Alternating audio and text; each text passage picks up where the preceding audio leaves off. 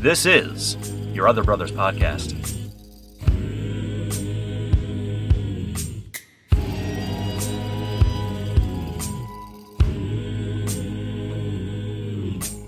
Fear, you're not my lover, you're not my friend, you're not my brother.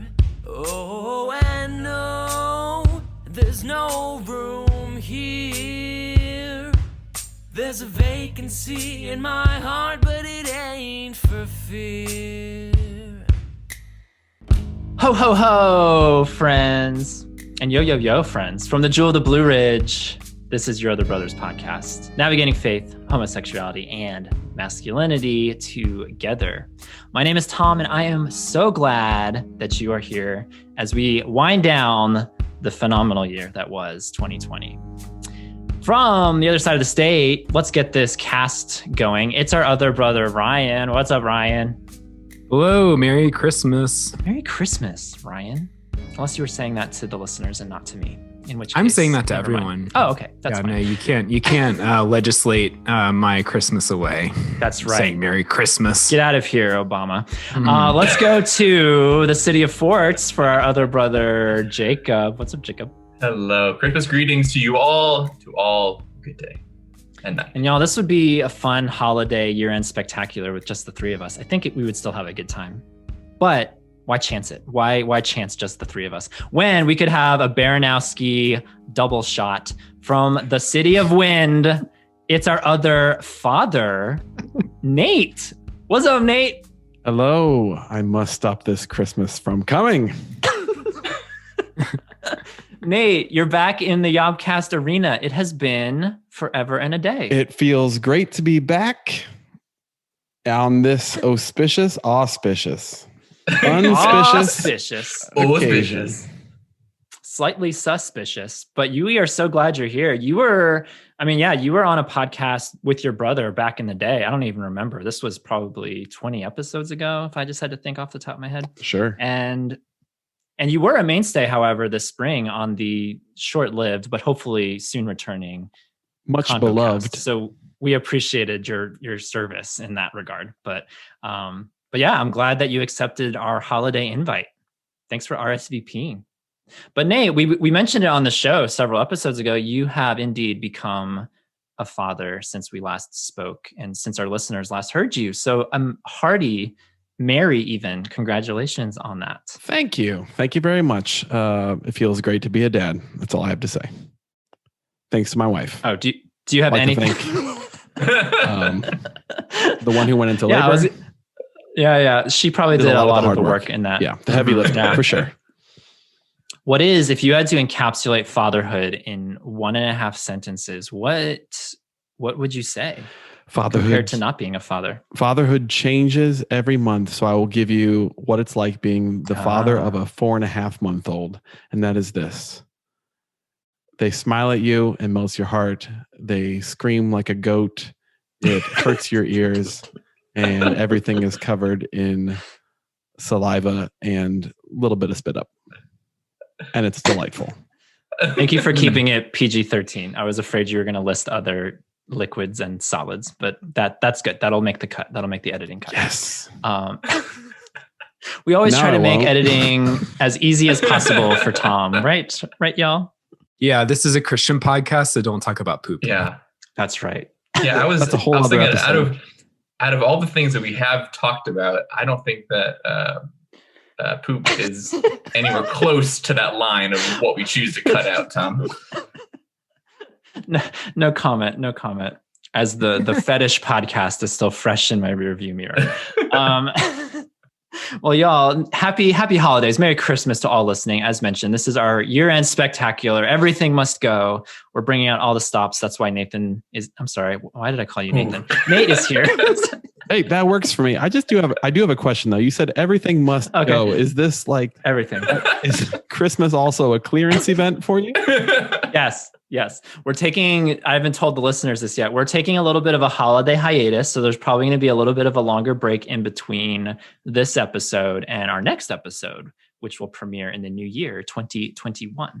So I don't know if that's going to be just like 3 weeks, 4 weeks. I haven't planned my schedule yet out for next year, but yes, we're ending 2020. We're cleansing the year with this celebration episode. And the way this episode is going to be, it's just all us hanging out together. This is one of those episodes where it feels like every like 15 or so episodes we're due for just a hangout episode. We've done that a few times and it's never been poorly received. Like, sure, there's people who don't dig it as much as us talking about, fetishes, let's say.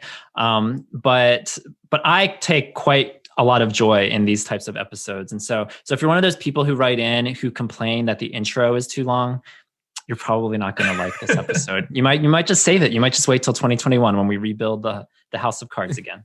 I have to say, this may be a hangout episode, but I'm prepared to go deep and I'm prepared to expose my heart. Oh yeah, absolutely. I would expect nothing less from you, Nate.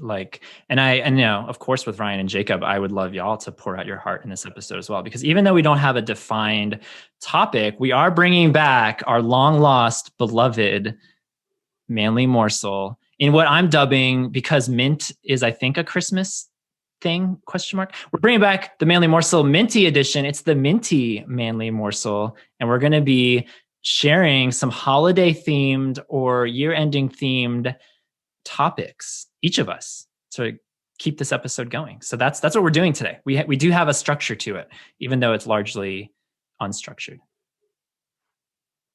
And because I know y'all want to get closure on this, yes, I was in the New York Times. I need to get that out now.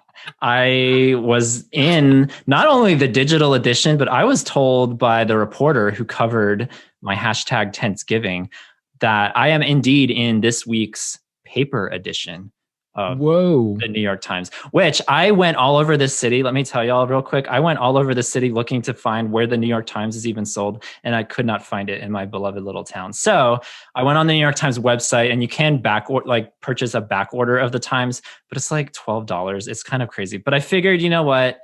I can cut out my article and frame it or something. Like, it'll be a fun, I feel like that's a $12 investment that I should take. I know not enough people are asking you about this New York Times celebrity edition.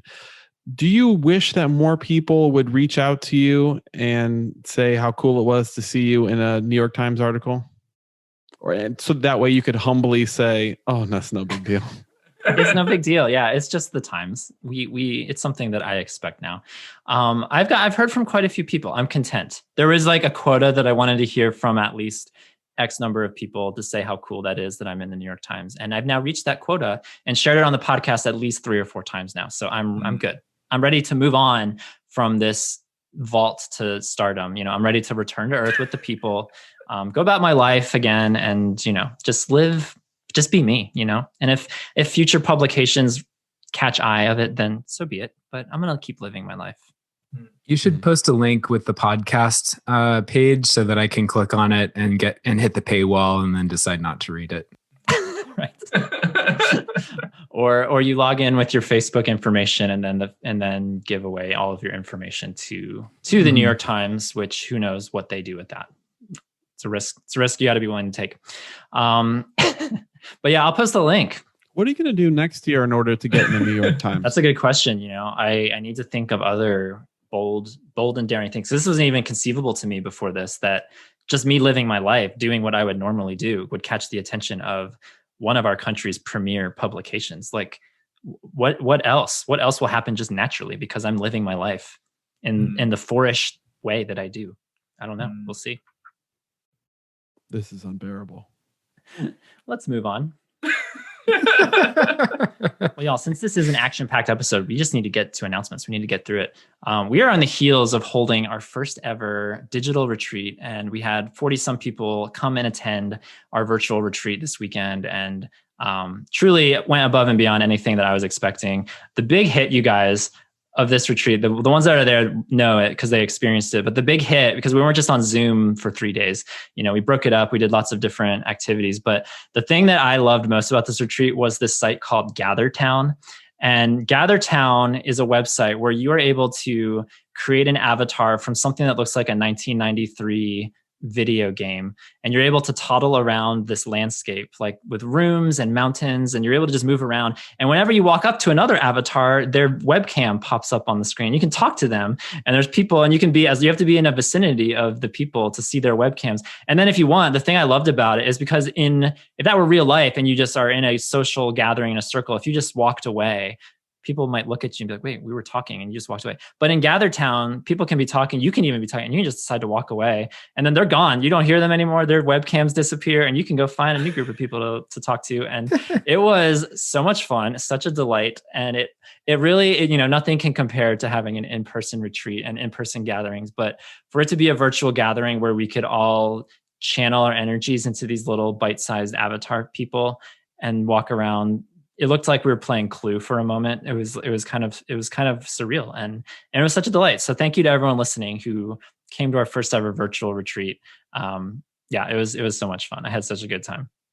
And I mentioned at the top of the show the YOBcast, which Nate was a frequent guest on, and the light has since been extinguished on this show for the better part of 2020. But I mention this from time to time. I felt a little tired saying it over and over again, but we're in the middle of a challenge, y'all. We're in the middle of a get to 200 patrons challenge. And I'm excited to report because we were kind of, tinkering around 185, 186, 187, and we would gain a patron. And then sadly, we would lose a patron, and it would kept like seesawing back and forth in this high 180s mark. But as of today, y'all, as of this recording, we are up to 190 patrons, which means we are just 10 patrons away from bringing back the YOBcast, and presumably more 20-minute chats with Nate if he decides that he wants to go back down that road with me. So you just lost 5 patrons. I'm so sorry. If you want to hear more of Nate, potentially, I would love to bring the YOBcast back sometime in the new year. I'm confident. I really do. I feel confident sometime in 2021.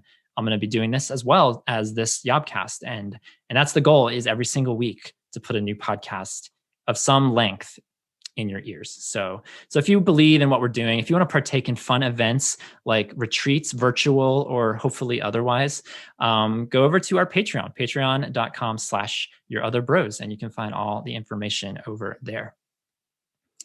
Y'all, I needed to read this Apple podcast review. We're still getting them, and we're so grateful for every single rating review we get. So this one was 5 stars from Alex from SoCal. His subject line says, "The community that I have always longed for. For most of my life, I have struggled alone with my sexuality, having been raised in an environment that believed this subject was too taboo and shameful. It wouldn't be until my college years and beyond that God would reveal more about how my sexuality and my faith can be reconciled. Despite that blessing, I still felt alone in the church, having never met others who struggled as I did. Last year, a dear friend introduced me to Your Other Brothers during a dark time in my life. Since then, I have read countless stories from Yob, and I don't feel alone anymore. I now know that I have a whole community of brothers who share the same struggles and have similar stories as I do. Thank you for providing this incredible community of brothers, especially for those of us who have always felt like we were alone. Yob is truly a blessing in my life and the community that I have always longed for.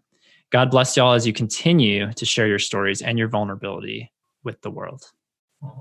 Alex, you're so great. And the thing I loved most, all of his glowing words and support is great and all, but the thing I loved about his review the most is the way he wrote Yob was big Y, little O, big B.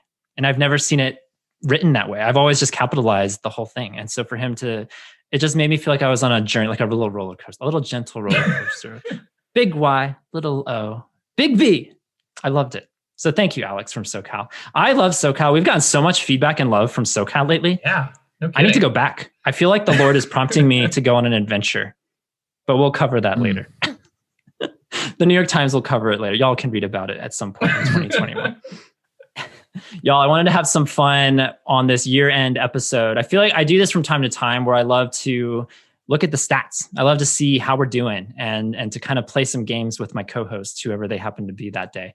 And I feel like this last episode of 2020 was a great opportunity to have some fun with our podcast, because 2020, as hard of a year as it's been, I'm speaking for myself. Nate, you had a kid, so you probably have had the best year out of all of us. Yeah, I guess if we're comparing years, I guess I win. Let's see. I got an autoimmune disease. What happened to you, Ryan and Jacob? Anything great? Sciatica. Sciatica.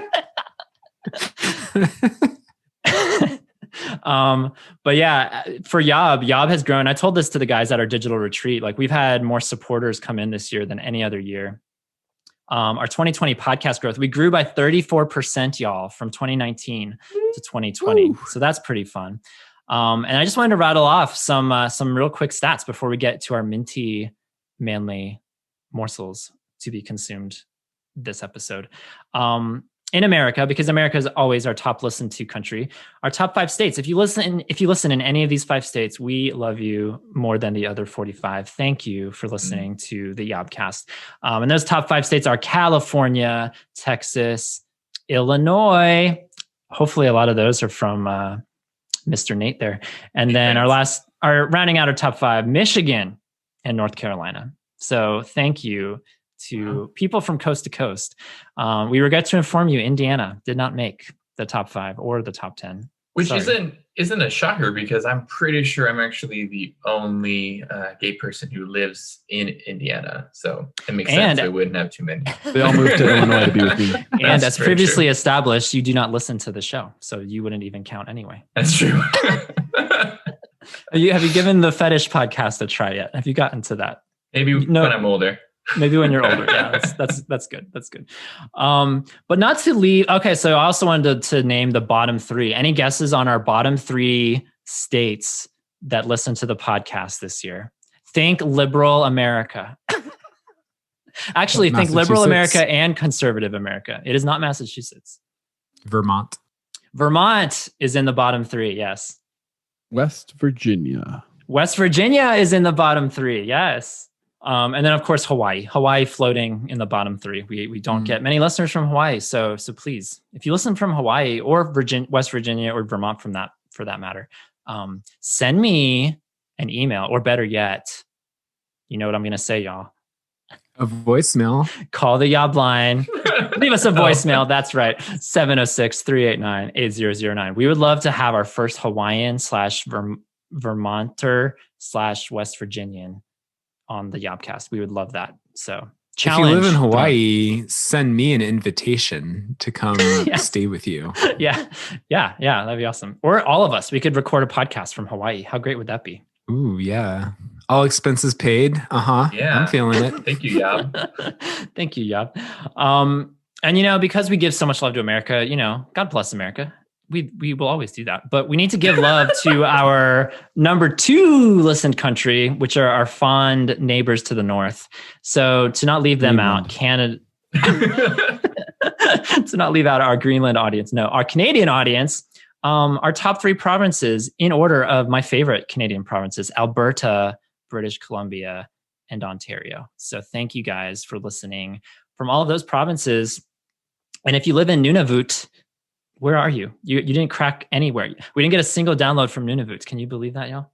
Rounding out our top 5 countries, I found this fascinating because my podcast stats, well, I'll just share it. So obviously number 1 and number 2, the US and Canada, respectively.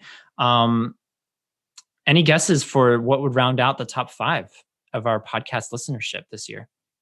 I'm thinking there has to be the United Kingdom. United Kingdom, number 3. Mm-hmm. Australia, number 4. Number 5, you will never get. Indonesia. The Congo. No.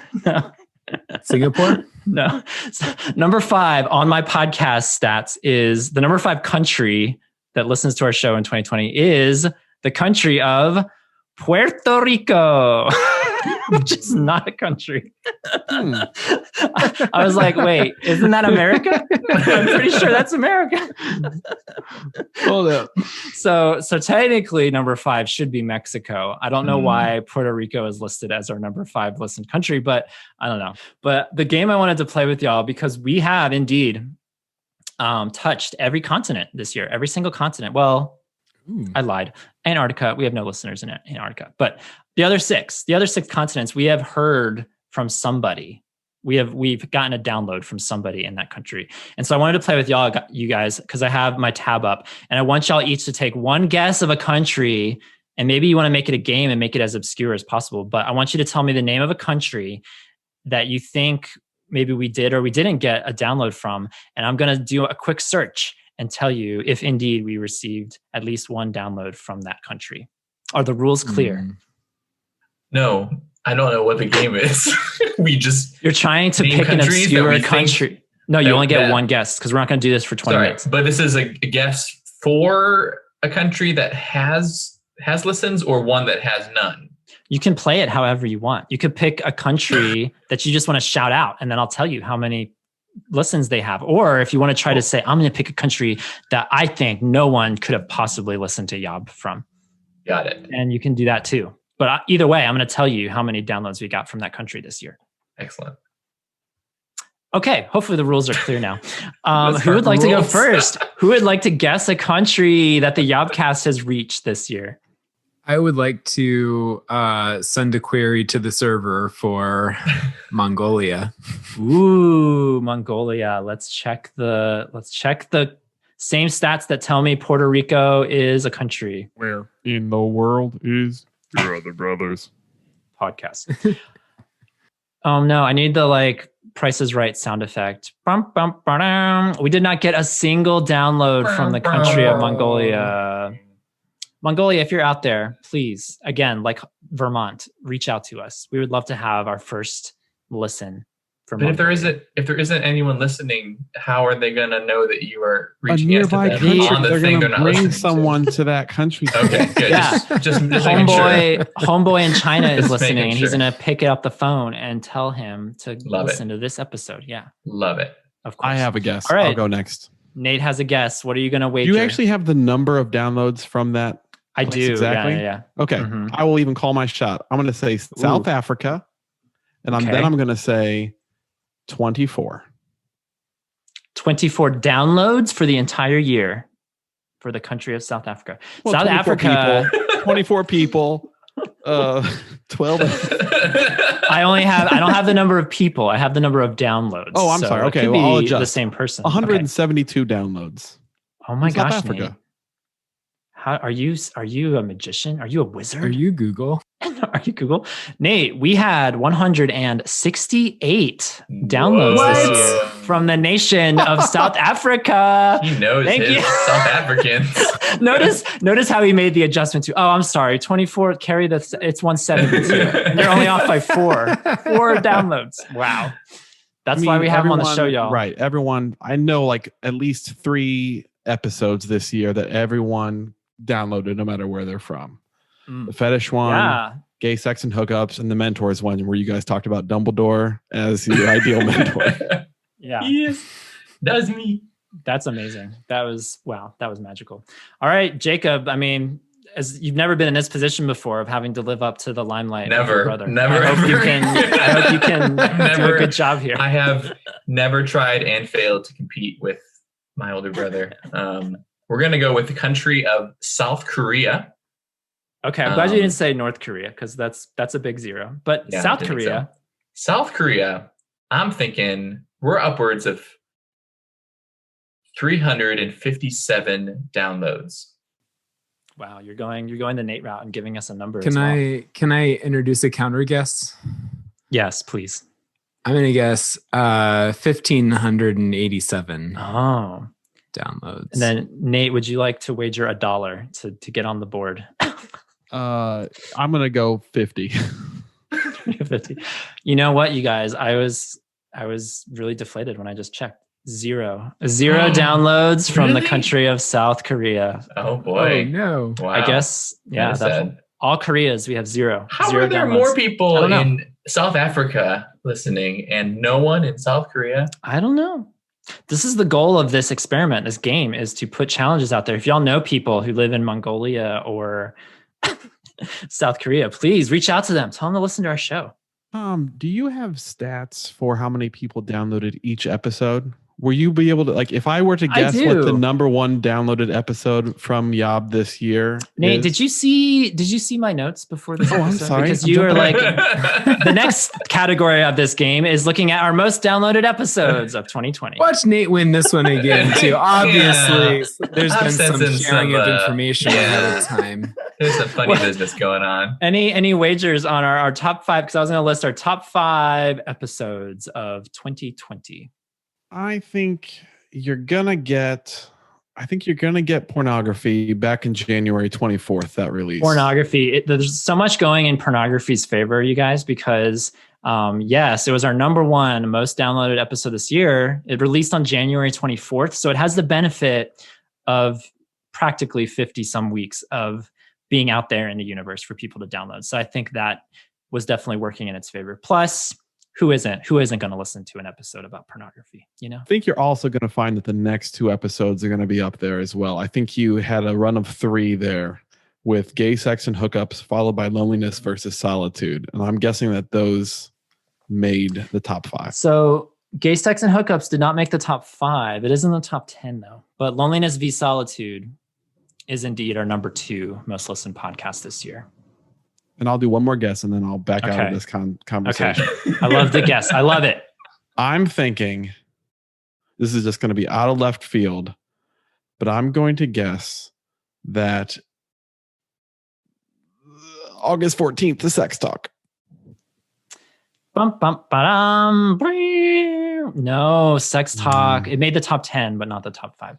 That was a great guess though. So rounding out our top 5 after pornography, after loneliness. Wait, are you going to let solitude. them guess? I feel like I stole that whole segment. I don't think that we have enough time for all the guesses. We got to keep going. We got Okay, so much to talk about, y'all. But no, it's fine. We love having outsiders come in and disrupt our flow. Just throw a wrench into our perfectly well-oiled machine. Our flawless podcast. Our number three episode of the year, Mentors made the top 5. Then side A, Friends, followed by Celibacy. And because I have to mention it, it just barely missed the top 5. Fetishes, our number 6 podcast of the year. Next week, it'll be top 5 for sure. Right. So great run of episodes. So then my question is, because it's been kind of a recent theme to talk about sort of the different sets of hosts. So we have kind of the older group and the newer group, #Team Jacob. Ooh, out of those top 5, what was the percentage of one of those teams versus the other team? Just so I can get a sense of I didn't dive into the weeds and figure out old school versus new school stats. So you can probably Jacob, that doesn't make sense because later. a lot of the early year stuff were the new school, you guys. So you guys have an advantage. Rocked it this year. Affirmations to Ryan and Jacob. Hey, I'm not saying that we have it's an even fight. I'm just wanting to know what the outcome is. I'm not going to personally invest my time in figuring out those stats, but if you want I'll hand you over the info and you can feel free. That makes me look like a complete douche if I took the time to figure that out. Watch your mouth. Bleep him out. Bleep him. And then real quick, because I know we're winding down our stats, but I wanted to get this out there too. 52% of our listeners listen via some sort of Apple venue. So way to go, Apple listeners. Not well over half of our audience, but 2% over halfway of our audience. And then rounding that out, 8% listen on Spotify. Big shout out to our Spotify listeners. If y'all didn't know we were on Spotify, you can include that in your little rotation of whatever playlists and things you got going on over there. And then of course, huge shout out, 2% of our listeners on Stitcher. Thank you, Stitcher. We love giving love to Stitcher. Thank you guys. No, you love giving love to Stitcher. Stitcher was my first love before I found Overcast. Overcast, by the way, 4% of our podcast downloads, which is what I personally endorse. So yeah, thank you guys for listening. However you do, we're also on YouTube and on our website, so you can check us out in whatever way is most convenient for you. And to close out the stats segment of this podcast, I'm really excited, you guys, because after this episode, we will undoubtedly, don't hold anything back from 2020. Pending a meteor asteroid accident that wipes us out, we will cross a significant, the most significant threshold we have ever crossed in the history of Your Other Brothers podcast, because we currently sit, you guys, after all of our history, not just 2020, but in the 4+ years of doing this podcast, we currently sit at 99.5K thousand downloads for Your Other Brothers podcast. So undoubtedly by the end of this episode, we will cross 100,000 downloads over the last 4 years, which is so fun. We're going to kick off 2021 celebrating that. It's a pre-celebration today. as we sit on the threshold of 100,000 downloads. So thank you guys near and far from wherever you are for listening to our show and giving us so much love over the years. And before we dive into our minty manly morsels of this episode, huge shout out. Is there any other possibility for our sponsor this episode than our beloved holiday drink, our first repeat sponsor of the Your Other Brothers podcast, Eggnog? Thank you, Eggnog, for coming back to support the YOBcast. You had to see it coming. We love you so much. I mean, our love is unparalleled. At least mine is. I'll speak for myself. So thank you, Eggnog. You are fueling this episode of holiday cheer. And we hope everyone listening will feel the eggnog oozing through the screens, oozing through your earbuds as you listen. Thank you, Nog. Who wants to kick us off? Because we are doing Minty Manly Morsels, bringing back the love. Some of y'all might remember this segment as the Brother Beat. It's also known as other things. But let's start. Many names. Nate, do you want to start first or do you have a comment? I do want to go first. Okay, great. As our guest, Can I? you should May go I? first. Please do. All right. Give us your holiday-themed topic of discussion. Here is my holiday-themed manly morsel. Put me on the clock. I love A Christmas Carol. Charles Dickens. I love the whole story. I love most versions of it. I'm a big Mickey's Christmas Carol fan. If you haven't seen it at all, I recommend it. It's about 30 minutes long, available on Disney Plus. Not a sponsor, just love it. No, definitely not a sponsor of the show. Just discovered today. My wife has never seen Christmas Carol, so maybe I don't know who I'm married. Just unsure. But anyway, here's what I want to bring today. Here's my topic. You are the Scrooge, everyone, in this Christmas Carol. You are the main character in this story. And I want to know that if 3 ghosts visited you this Christmas, the ghosts of Christmas past, present, and future, what would they have to teach you? Maybe about this year, 2020, maybe about your life and where it is going. What way would you walk away better after this clash with these 3? I will start. Here's what I would have. Morgan Freeman visits me, Ghost of Christmas Past. He says, solid choice. Nate, I need to tell you that you've been running through life and you need to slow down and relax. and then he shows me like some past years of me like longing for a job and longing to graduate when all of this beauty was happening around me.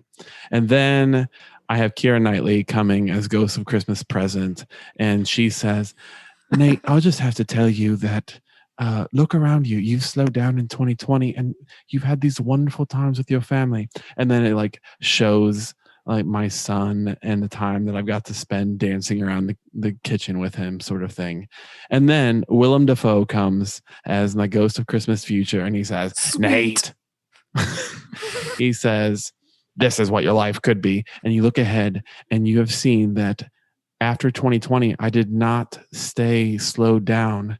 Instead, I went back to chasing the wind, and I went back to pursuing all these sorts of dreams. And my life went by so fast, and I had sort of fast forwarded through it, and I wasn't really enjoying all the moments. So my Christmas Carol story, I think they would come this Christmas and show all of the positives of 2020 of being less busy, and how if I don't take that and move forward when the world gets back spinning fast, I could always be spinning and never stopping and relaxing. And that is my lesson I would learn. And those are my 3. Wow.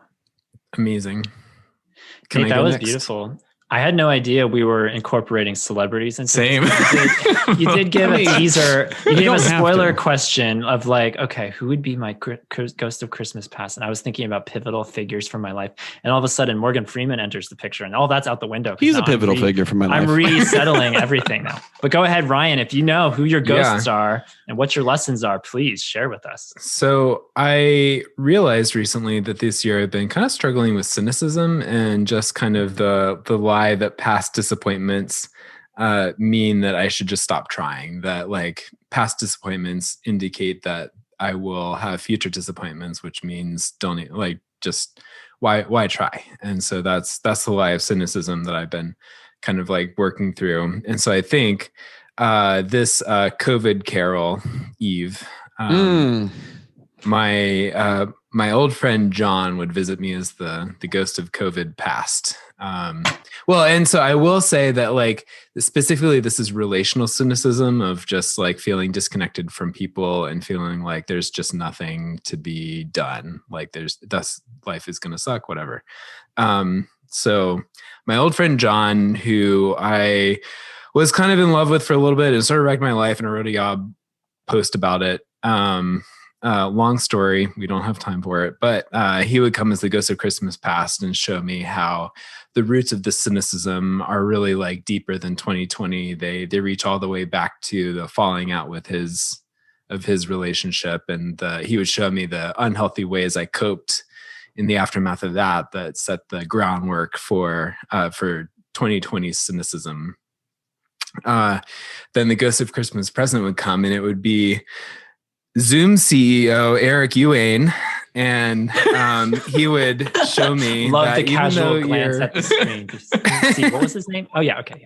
Yeah, and he would show me. It would be a Zoom commercial, pretty much. He would show me all of the ways people are connecting, all the ways people are finding like meaningful intimacy in spite of the geographic divides between them, and how you could be experiencing this too.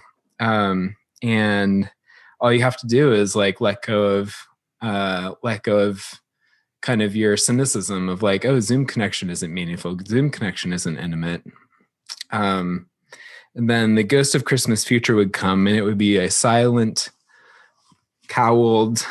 I put my hood on for people listening at home. Silent, cowled Sufjan Stevens, who, using various gestures and pointing, shows me a future in which all the vaccines are administered, the pandemic is over, everyone's rebuilding society and community and learning new lessons about how to live together in beautiful, vibrant communities. And meanwhile, I'm still in social distancing isolation because my cynicism kept me at home and kept me isolated and kept me disconnected, even as society moved on. That is my COVID carol story. Wow.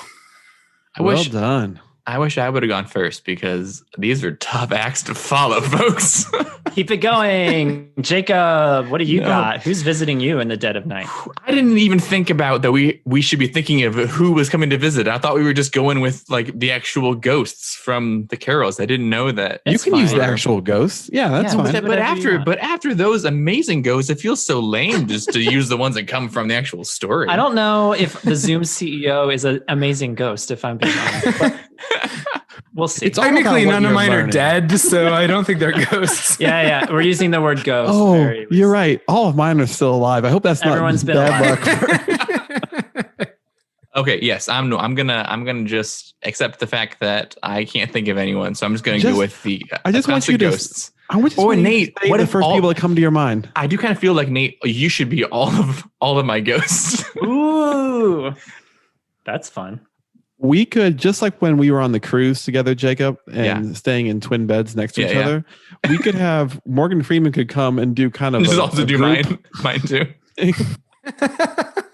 Perfect. Yes, I would like to take I'm going to just say the after your ghost finished with you. So Morgan, the ghost of Christmas past, shows me how at every point in my life, even when I had just fears of being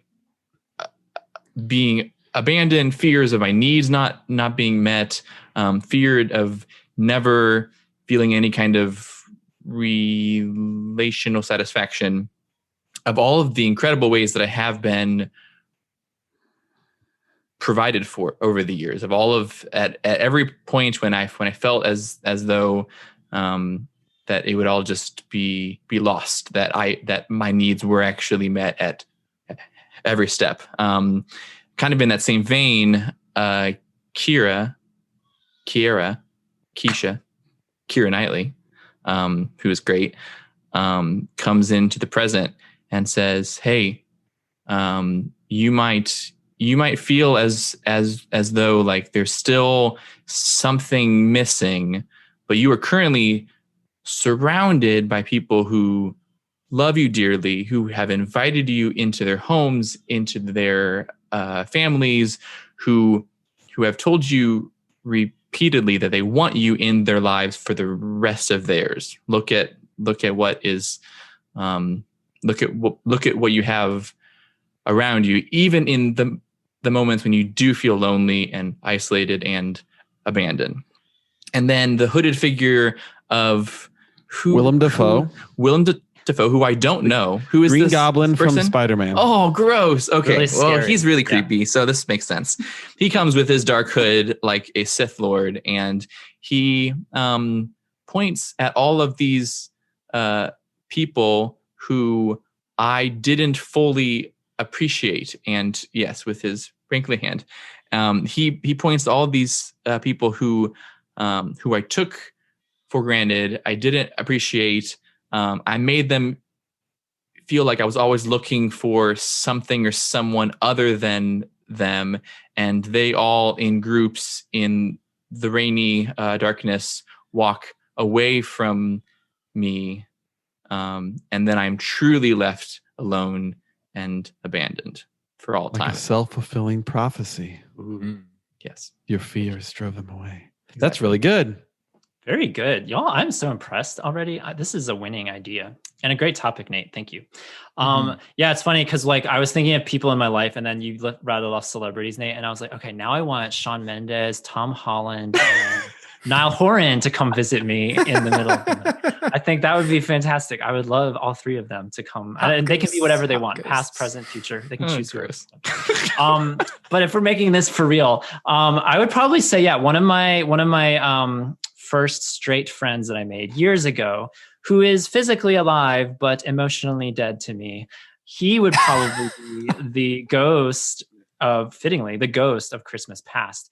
And I think he would impart wisdom about friendships with any human, certainly, any male, certainly, but particularly my friendships with straight males. I think he would just give me maybe some words of caution of like, okay, you tend to latch on and leech and be more heavy than you need to be. Like, it's fine to have deep conversations. It's fine to confess when you're not doing well. Like, that's obviously, I think that's a great thing that Your Other Brothers does really well. But you also need to embrace happiness and joy and spontaneity and adventure and all the things that you do love.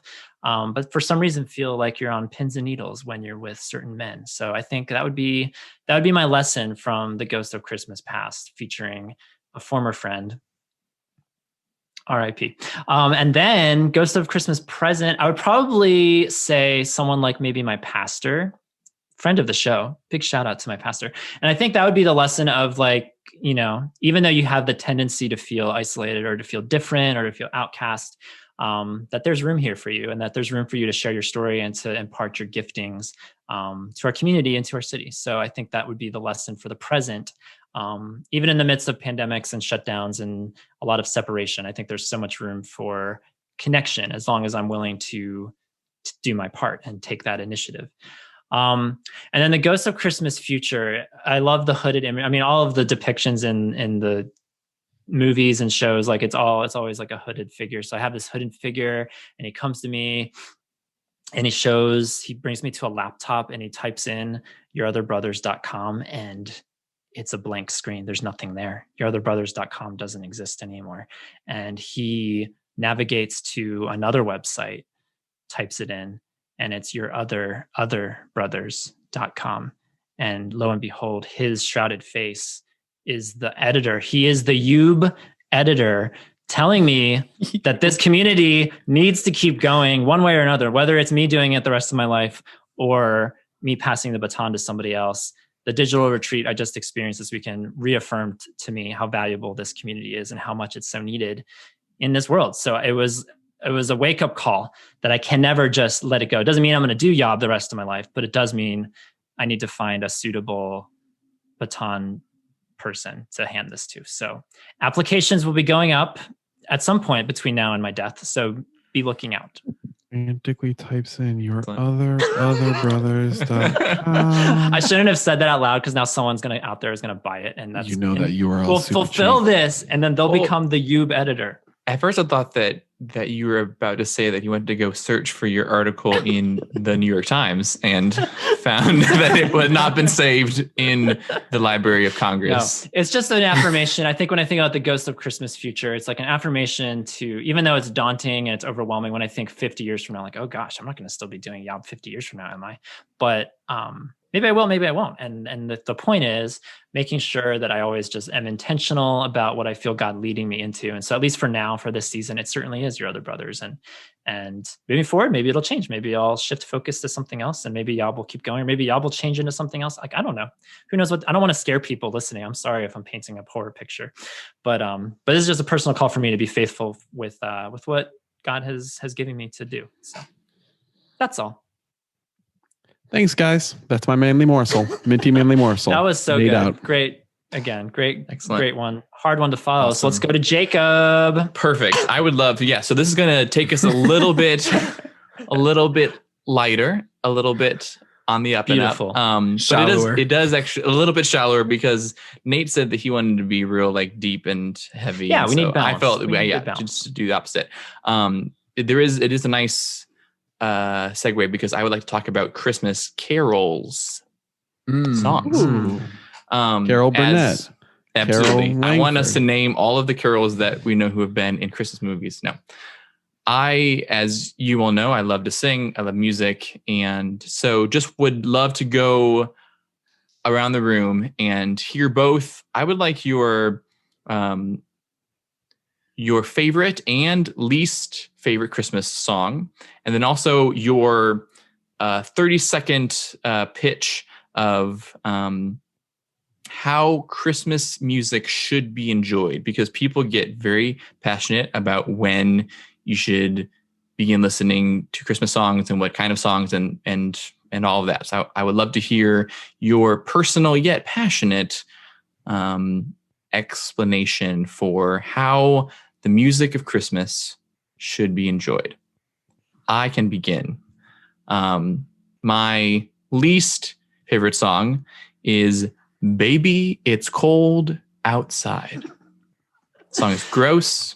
It is a violation of everything that is good and true. Even the version with I think it's Tony Bennett and was it Lady Gaga? Was that the other one? I That forget. sounds He did it with gross. somebody and it sounded so delightful. The only one that I have found that I do think is palatable is that Michael Bublé and Idina Menzel did a version with a video that just kind of makes it a very like light-hearted, not sexy thing, which is actually pretty good. So that's on the bottom. Top, I have to, my gut always says the classic Oh Holy Night. It is epic. It builds, it's huge. You picture it with like orchestra and giant choir, and I get chills every time. Christmas music should be listened to immediately after Thanksgiving is finished. Thanksgiving is done. Christmas music can begin. That is not, if people get really angry when folks listen to it beforehand, I'm not one of those. My passion actually falls on the other end to where I hate the fact that we stop listening to Christmas music right after Christmas. Like Christmas Day is done, it just ends. And it's too sharp of a cliff to jump off of. I think Christmas music should be listened to up until your New Year's Eve party, where you can like still have some on in the background, and then you just bring in the cliff. then You Shawn move the Mendes cliff forever. to the Yeah. first. because then it gives actually like a very exact intentional time. There's a big party, a big build, the ball drops, everyone kisses, and Christmas music is then done. Like Auld Lang Syne just kills Christmas. Exactly. That is what wraps the bow on top of the Christmas decoration box that then gets put into the closet under the stairs to be taken out next year after Thanksgiving. Thank you. I like that. I would agree. I think Oh Holy Night is my favorite, so I'm going to agree with you on that one. My least favorite is Away in a Manger. I just that song grates on me for some reason, and I just think the lyrics are so Take like that, baby prosaic Jesus. and just like I do not learn anything from hearing this song or singing this song. It does not make me like Christmas or Jesus anymore. So there's that. And then my opinion about Christmas music timing is that I do not listen to Christmas music prior to Thanksgiving. I start on Black Friday. But I don't hold that as like as a strong religious belief that like people are wrong and should feel bad for listening to Christmas music before Thanksgiving. I think after Halloween is an acceptable time for a reasonable person to listen to Christmas music. However, I will not. So Oof. that I is see my Nate's answer eyes to those bugging questions. out. Let's go to Nate. Nate, I am so eager to hear, when do we play Christmas music? Settle this. The correct answer to when to play Christmas music is no sooner than December 1st, because if you're in November, you should. I think that Black Friday and the weekend after Thanksgiving should still be super consumeristic. Buy all your stuff, like nap after your turkey. And I think Christmas music should peak like a bell curve on December 15th and then slope its way on back down so that come December 25th, you are heading out the other side. It should peak around the time where you are in other years having Christmas parties. And it should start when you are doing your Christmas decorations. And I think the Christmas decorations should not happen until December, because I think it's great to switch those on together. So you would say with the bell curve on December 25th, the ideal number of Christmas songs is like 2? Right. You should be coming down the other. You should be sledding down the other side. Oh no! And you could, because I mean, what does "O Come All Ye Faithful" mean on December 26th? Are you talking about next year? I don't. Come, let us adore him. He's been born. Yeah. Maybe you could choose your. Be strategic with what you listen to. That's true. Yeah, I do actually like the New Year's Eve. I do like the feeling of like New Year's Eve party is like, all right, it's time for just Black Eyed Peas all the time. This is why to just ride on the timing. Let's do that first, and then we'll get to our favorite, least favorite. Because so I would move the bell curve's climax or peak to around Christmas Eve as the peak of it. And so basically what you're doing, if you're celebrating 25 days of Christmas, I'm of the opinion as well that it should go until New Year's. That means you start around December 6th, December 7th. That's kind of where I think this should go. And honestly, I think that's kind of on par with where I was going, because I decorated my apartment here a couple of weeks ago and started listening to Christmas music because I was not in the mood prior to that. And it was delightful. I'm going to do this the rest of my life, I think, is probably wait a week or two into December, really push it as much as I can, avoid it as much as I can, and then let the flurries of Christmas magic grip me all over. And I think the peak of that happening around Christmas Eve, Christmas is, for me, sounds right. And then I'll keep listening until New Year's. The worst song, in my opinion, of all Christmas songs is the sun is up. The Beatles one song. Yeah. Or Paul McCartney. A wonderful Christmas time. So that's my least favorite. It's not a great one. I hate that song. It's terrible. It's really now terrible. in your head. Thank you. My most favorite is anything by Nat King Cole. And I think the Merry Christmas song where he starts the chestnuts roasting on an open fire, Jack Frost nipping at your nose. That smooth, velvety voice of Nat King Cole. And growing up, as Jacob can attest to, we listened to it off of a record on a record player. So I think that is also the correct way to do it, is go super old school record. That's beautiful. Vintage. Absolutely. Vintage Christmas. With eggnog in hand. Of course. Well, Jacob, I love your morsel because guess what my morsel was? Tom, you have yet to share your least and best. I know. Well, I'm telling you. Is that what your morsel was? I said I loved your morsel because guess what my morsel was today? Oh no, I'm so sorry. So here's what I'm going to do. Because my morsel was, what's everyone's favorite Christmas carol? Because I figured everyone's going to pick such deep things. I was kind of inclined to go deep, but then I was going to be like, you know what? I'm gonna go light and simple and say, what's your favorite Christmas carol? And just keep it at that. So you did throw the twist of throwing in least favorite and timing, which I appreciate. And so what I'm gonna do is I'm gonna tell you my least favorite Christmas song now, but then I'm actually going to save my favorite Christmas song for the very end of this episode because it will segue beautifully, I think. Oh, you're going to sing it at the end of this episode? Ooh, I'm going to yes, sing he it. is. The For the spotlight's going to benediction. be on me, and then we'll go from there. Benediction. So yeah. Love it. As for my least favorite, though, it has to be without a doubt. Nothing is close. Feliz Navidad is by far my least favorite. Every time I hear those, like the cheery, chirpy music, no. Christmas is for doleful, melancholy, darkest night. Light shines in the darkness. I do not want to hear a bunch of people. I don't care. And this is like hard for me because I am Hispanic. I have this heritage, and it drives me crazy to hear those instruments. Every time I hear it on the radio, I am quick to change that channel. So You're more of a Christmas shoes fan. I do Where not Mama mind the meets Christmas shoes. Jesus Hot tonight. take. I don't mind the Christmas shoes. I'm gonna put that out there. But yeah, sorry, Feliz Navidad. I just can't. I can't deal with it. Thank you. Okay, is it time for my manly morsel? It's your time, Ryan. Okay. And what do you want us And to this talk is- about? This is great because we did some Christmassy morsels, and mine is more of an end of the year morsel. I've been thinking about this year of 2020 and the ways that it has changed us permanently, whether it's individually or collectively as a society.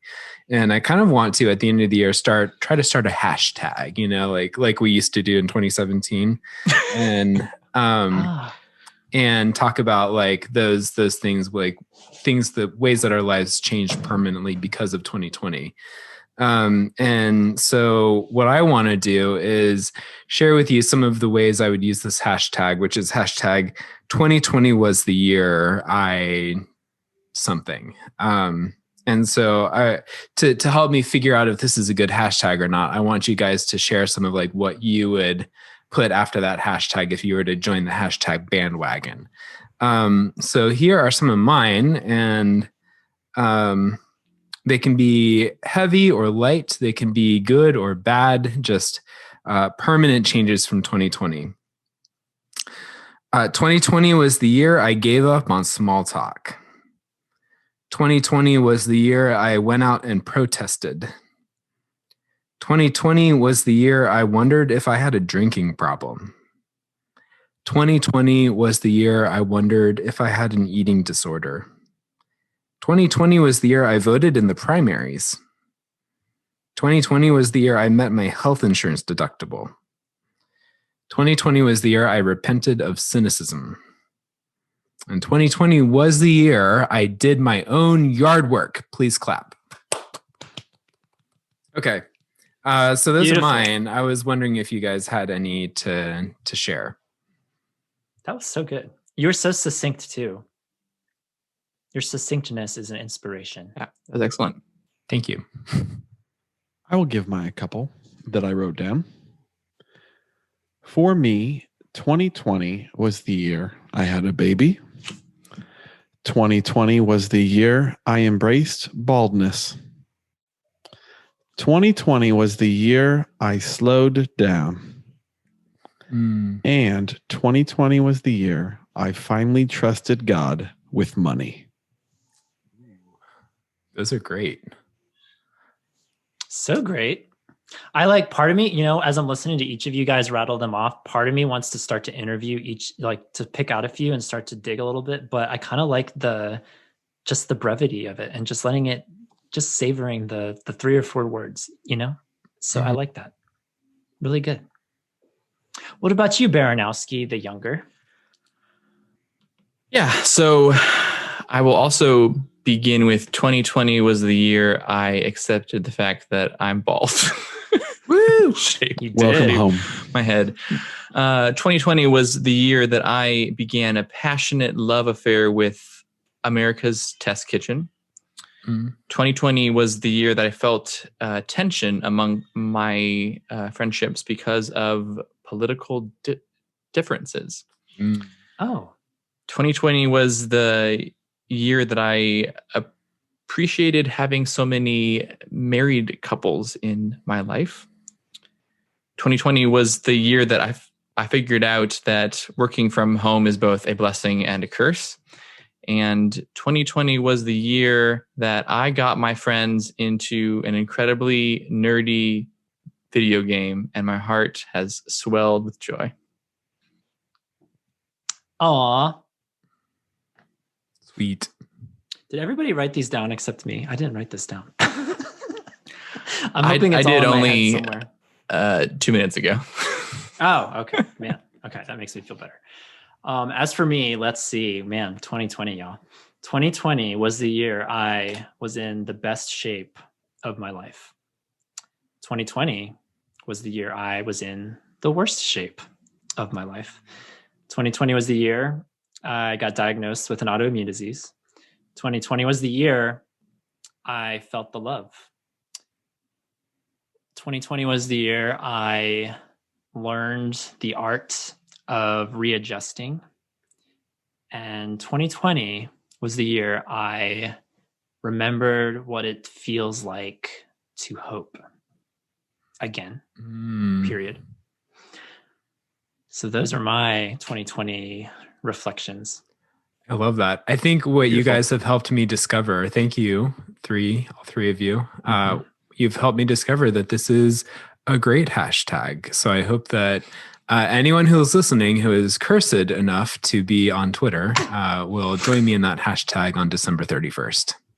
Okay, I do have a question about the hashtag. When is this happening? Yeah, go ahead, Nate. Go ahead.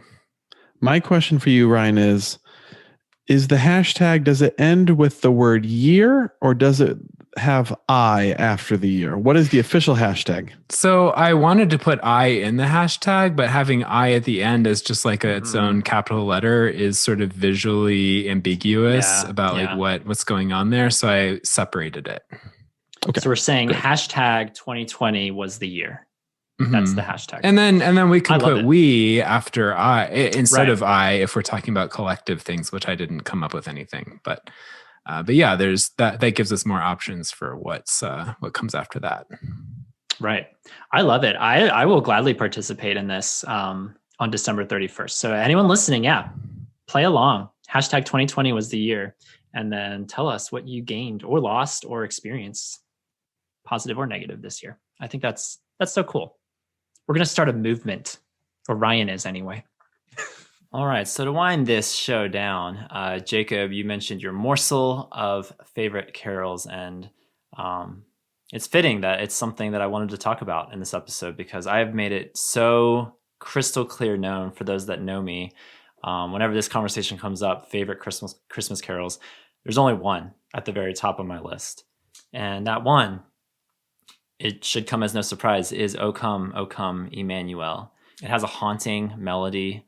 It has a pleading in the lyrics. And just growing up as a kid, I just remember singing this in church during Christmas time and it striking some kind of deep chord in me, these lyrics. And as I was researching a little bit, I was looking into like who wrote this song, where did it even come from? And it actually goes back, when you look at the melodies and the tunes of it, it goes back all the way to the 15th century.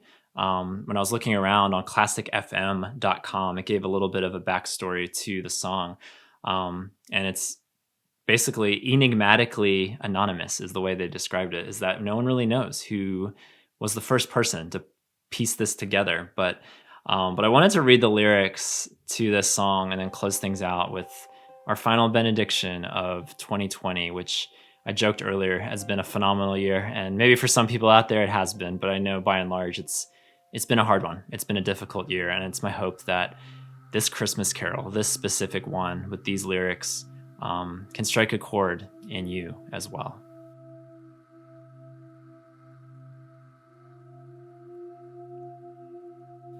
O come, Emmanuel, and ransom captive Israel that mourns in lonely exile here until the Son of God appear.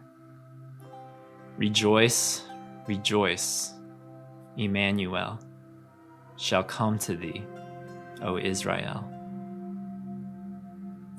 O come, thou rod of Jesse, free thine own from Satan's tyranny. From depths of hell thy people save, and give them victory or the grave. Rejoice, rejoice. Emmanuel shall come to thee, O Israel. O come, thou dayspring, from on high, and cheer us by thy drawing nigh. Disperse the gloomy clouds of night, and death's dark shadows put to flight. Rejoice, rejoice. Emmanuel shall come to thee, O Israel. O come, thou key of David, come and open wide our heavenly home. Make safe the way that leads on high, and close the path to misery. Rejoice, rejoice. Emmanuel shall come to thee, O Israel. O come, Adonai, Lord of might, who to thy tribes on Sinai's height in ancient times didst give the law in cloud and majesty and awe. Rejoice, rejoice. Emmanuel shall come to thee, O Israel.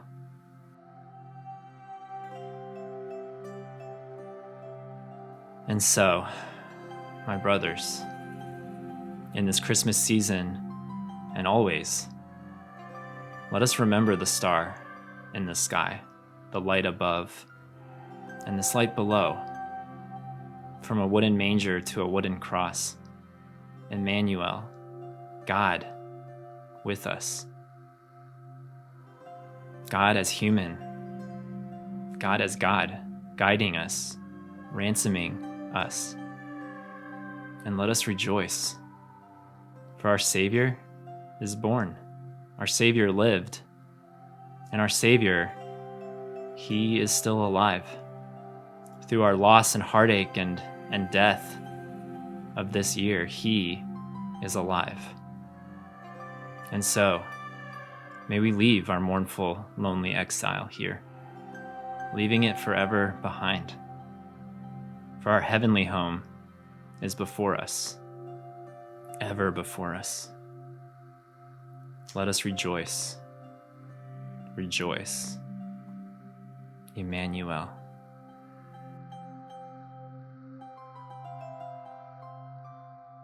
That was really beautiful and moving.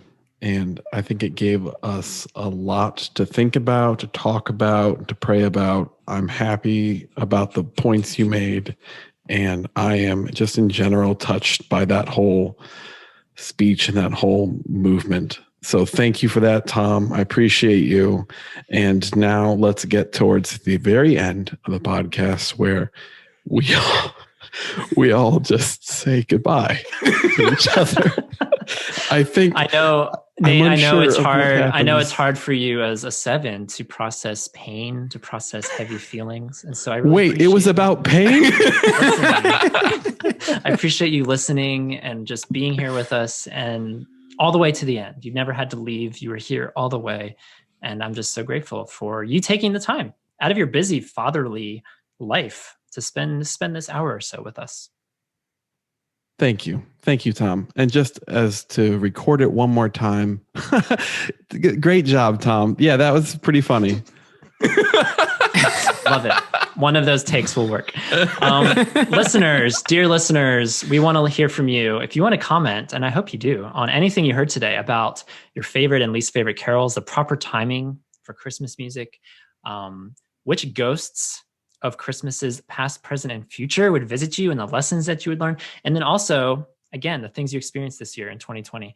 Comment on all of that on our podcast episode page. You can go over to yourotherbrothers.com/podcast, find the episode 72 post and leave us a comment. Tell us a story. Or if you feel so inclined, call us. We would love to hear you. So thank you guys. This was fun. This was a great fitting way to end 2020. I could think of no greater way to end our show this year. Of course. Amen. Always and forever. Wow. Y'all just rode that train right into the station. Yes. And thank you, Eggnog, for being our faithful companion year after year, despite Corona, despite civil unrest. You are there to bring peace where peace is lost. So thank you, Eggnog. Getting a little teary thinking about it. I'm Nate Baranowski. And there he is. He's gone. That's Nate. Thank you guys for getting us to crossing fingers 100,000 downloads. Thank you. For all your other brothers, this is Tom. And this is Ryan. This is Jacob. And this is Nate. Feliz Navidad. Thank you. Reminding all of you that you are not alone. Even the sparrow finds a home. Happy New Year, everybody. Bye. See you next year. Bye. You should do even a sparrow finds his igloo or some sort of Christmas home. No, okay. Thanks for listening to Your Other Brothers podcast. Our show is edited and produced by Thomas Mark Zuniga. Theme music is Fear Is Not My Lover by Nathan Rousseau. We'd love to hear your story. Comment on this or any of our episodes at yourotherbrothers.com/podcast or share a story to play back on our show by calling us at 706-389-8009. You can also email us at podcast@yourotherbrothers.com or write to us at Your Other Brothers, P.O. Box 843, Asheville, North Carolina 28802. If you enjoy our show, consider rating and reviewing us on Apple Podcasts. You can also follow us on Facebook, Twitter, and Instagram at Your Other Bros. Finally, if you'd like to further support our storytelling, community building efforts, consider becoming a Yobber. Yobbers pledge monthly on Patreon and receive perks like bonus podcast content, access to a secret Facebook group, regular group calls with fellow patrons and authors, and more. Visit patreon.com/yourotherbros for more information. Until we journey next time, we're glad you're with us.